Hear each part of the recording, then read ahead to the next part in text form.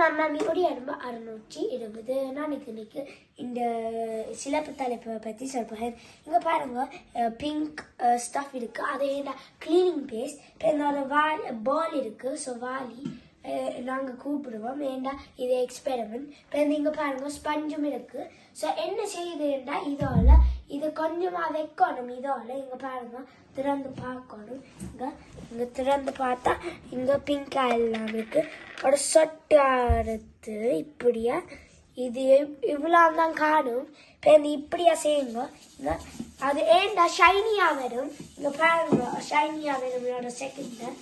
ஆனால் இன்னமும் அடிக்கலாம். இங்கே பாருங்க, ஒரு சொட்டும் கொஞ்சம் விடப்போம். ஏண்டா இன்னும் ஷைனியாக இருக்கும், வடிவாக இருக்கும்.